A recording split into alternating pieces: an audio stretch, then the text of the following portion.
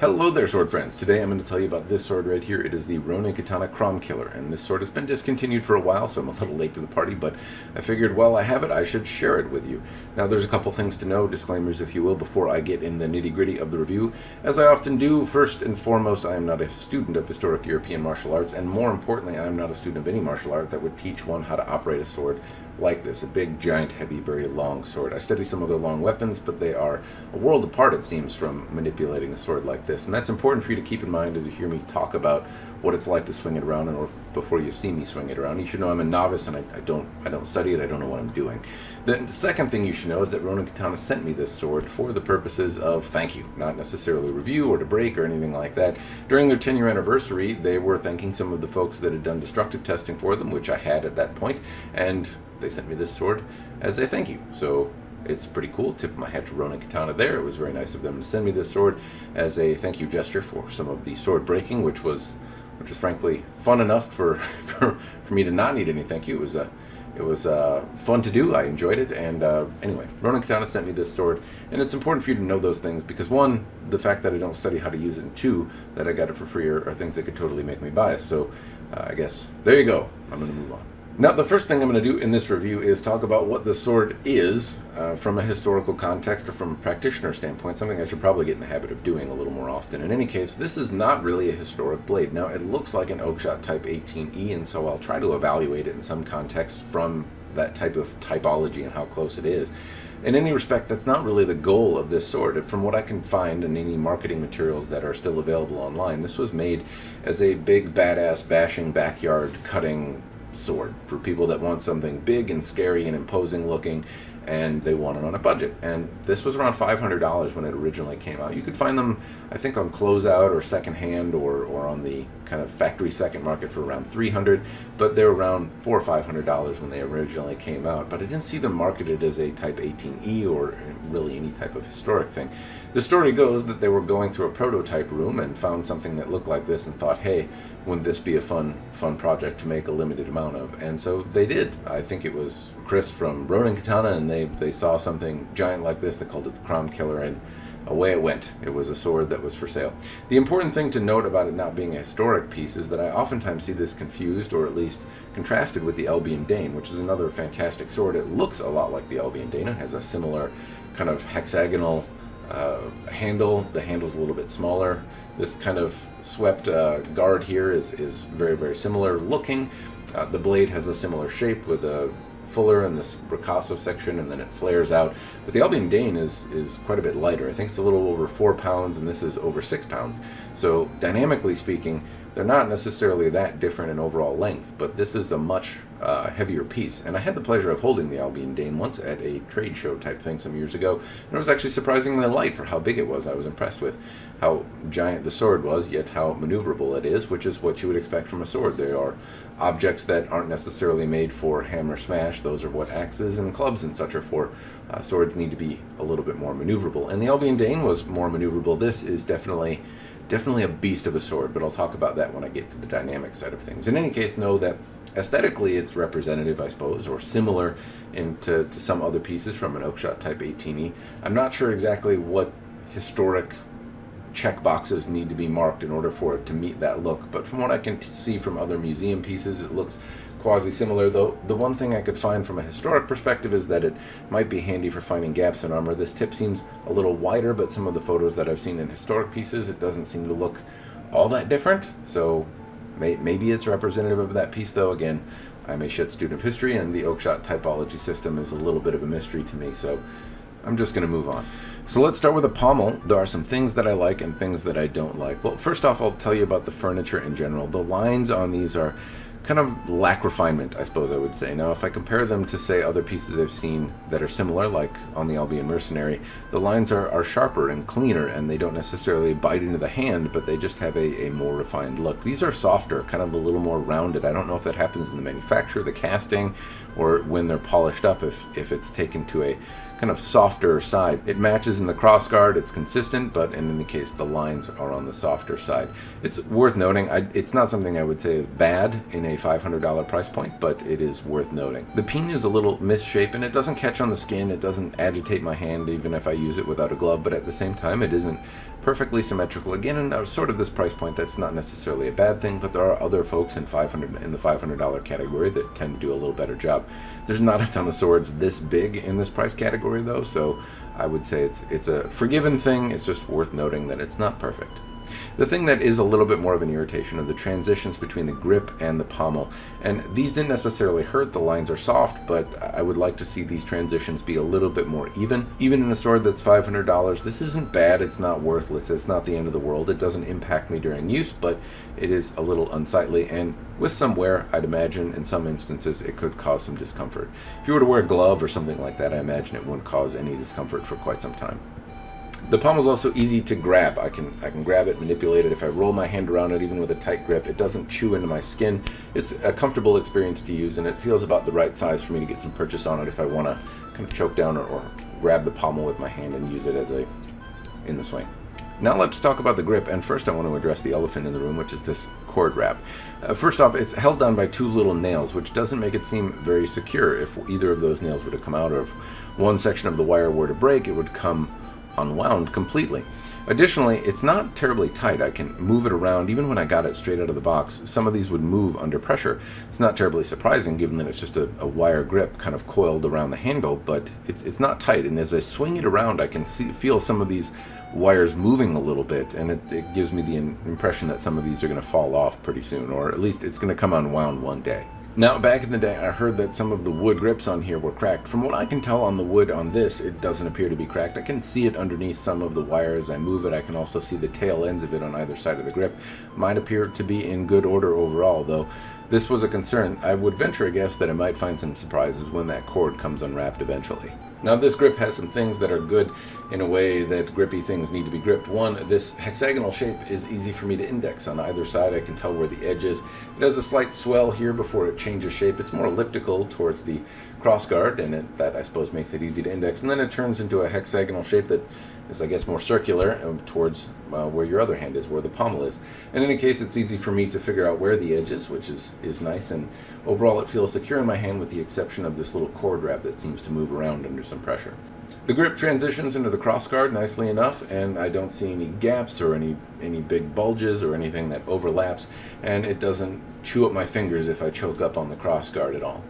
The other thing to note about the grip is that it doesn't rattle. Now, it wiggles a little bit, but I mean internally the tang is not rattling or vibrating on the wood. Whatever they've done in there, the connection is overall quite secure. Let's move on to the crossguard, and the first spot I want to talk about is the gap where the blade meets the crossguard. And for the money, I think this is actually quite good. It's not perfect. There's some glue that you can see, and there's a minor gap, but overall, for a $500 sword, I would say that this is really quite good.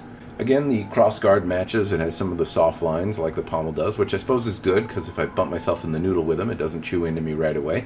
But it's not as crisp and clean and refined as I suppose it could be. The aesthetics of the furniture are something that are really subjective if you like or not. Now, I've criticized the lines are a little soft. It could be better than it is, but for the money, I think overall it's quite good. Aesthetically, it's simple, and it does the job, and it's pleasing to the eye, at least to my eye.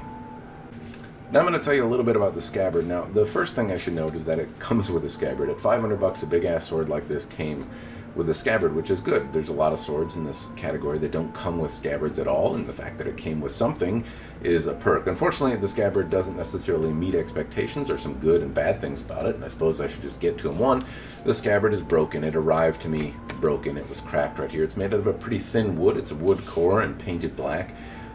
Honestly, I think the reinforcement, if this were wrapped in leather, it would probably be all that was needed to keep the scabbard in a more durable condition where it would be more usable. Also, to have some sort of mounting apparatus so that you could strap it on your hip or your back or wherever you were going to put it. In any case, it does come with some metal furniture, and the scabbard pieces match overall aesthetically. I think they match quite well. And oddly enough, the scabbard even holds the sword upside down. I'm not supporting it with my other hand. I don't want to jam myself in the crotch, though. If I shake it, it will come out, and I didn't tag myself in the balls. Whew. The bit to know, though, is that it holds it tight. Honestly, it doesn't really even rattle a whole lot while it's in here.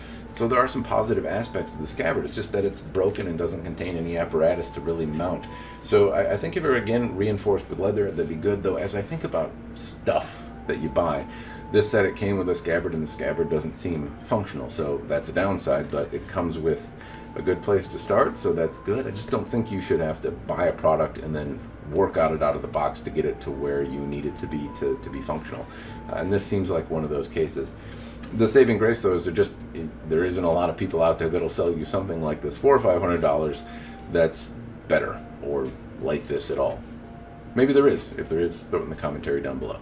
Now we're going to talk about the pointy stabby part of the blade, and the first thing I'm going to note is that this blade has some Scabbard rub on it, if you will. Some spots on the blade that came with blemishes or scuffs, not cutting marks, not any kind of deep nicks or bends or twists, but it came with some scuffs on the polish, which are a little unsightly, and if you were expecting perfection, that would be something to note, that you might not necessarily get it, though it is, from what I can tell, a 1060 blade with a pretty rudimentary polish on it, so you were probably not buying this with the impression that you were getting a pristine mirror polished blade. The other thing to note about the polish on it is that the lines wander just a little bit. Overall, the staining is quite good on a blade, particularly of this size, but it's worth noting that there's a little ripples and wanders and things like that here and there. Now, the blade is rigid for its size, but it's pretty thick, and I'll provide dimensions in the description down below, but it still wiggles quite a bit. You can see it shakes for a while, and it wants to bounce out of your hand in some cases, so it has a lot of wiggle to it. Particularly as you're swinging this with a lot of momentum and gusto behind it, you can really feel the vibrations in your hands. The next bit to note is that this blade did not arrive terribly sharp, and I don't necessarily know the reason for that. I would describe it as sharp. It certainly has an edge on it, but it's not razor sharp. It's not as sharp as many of the other Ronin Euro swords that I've gotten, or the Ronin Katanas. The folks at Ronin know how to sharpen a sword, and this just did not arrive with a good solid edge on it. Now, maybe it's not supposed to. Maybe a sword like this is something that you're meant to percussively bash into a person, or maybe it's supposed to have a duller edge to withstand beefier targets. I'm not entirely sure. Either way, it didn't come with a razor edge on it. There are some things that are rather nice about the blade, though. It has a fuller in this ricasso section here. It's quite thick and then begins to swell out. It has a wider section right after the ricasso, and then the blade tapers down ever so slightly. It's tough to notice, but it does have a distal taper that thins out just a little bit. Again, those measurements are going to be in the description down below. Now, in terms of use, there's a little bit of a mixed bag. One, with water bottles, it acted a little bit more like a bat. I had some varying degrees of success in terms of using it, but most of the experience in cutting water bottles was pretty negative. As I noted earlier, the edge was not terribly sharp, so it's not surprising it didn't do terribly well at cutting water bottles, which usually do better with a sharper edge. In any case, the bottles acted more like I was whacking them with a bat, and in fairness, I was in my garage. It was pretty cold outside. The bottles were filled with warm water, but I still had to use a lot of restraint with this sword so I could not really swing for the fences, otherwise I would end up with a blade embedded in my garage door, and I didn't really want that to happen. So, in any case, it was not a great experience cutting water bottles. Tatami mats, it did a little bit better job at it, could move through them, but it has a lot of mass, a lot of momentum behind the blade, and even though it has a dull edge, it still moved through the tatami mats. It had better experience moving through the tatami mats, which was impressive, especially given how cold they were. They were a little closer to frozen than I would like. In any case, it cut through the tatami mats okay, but it was still not a very pleasant experience. Dynamically speaking, this thing is a bit of a beast to move around. It is difficult to start moving and difficult to stop moving. And this is something that I maybe noticed a little bit more in my garage than I would outside. Again, I noted that I had to exercise some degree of restraint to avoid embedding the sword in my garage door, in my floor, or in my ceiling. And as a result, I was trying to get enough momentum with this sword to get it to cut, but also enough control to stop it shortly after. And that meant I couldn't really swing for the fences, but it also meant I had to exercise a lot of control, and it was tough to do. It's tough to get this blade in motion, and it's really tough to get it to stop. Additionally, it's kind of wiggly. You can see in my hand it shakes quite a bit. It has a lot of vibration, so it's a pretty rigid blade for its size, but at the same time, just due to its size, it has a lot of vibration to it. And that means that as I cut, I can really kind of feel the vibration. I think dynamically speaking, it could be engineered in such a way where I wouldn't feel every whack in my hands. This one has a tactile sensation, which is somewhat unpleasant when you're swinging it into things. You really you really get that feeling along with it. And it kind of wants to shake out of your hands in some cases. Now, I wasn't cutting anything where the blade just had a dead stop, but if it did, a lot of that would be transferred into my hands, and it would be on the more uncomfortable side to hang on to. The grip is easy enough to keep going, but I definitely felt it kind of transfer and some of this cord move under my hands a little bit as I was moving it around. The odd part, and something I didn't expect, is that because I don't know if it's because, but the point of balance is pretty close to the hilt here. And as a result, it's really actually comfortable to get the point where you want it to go.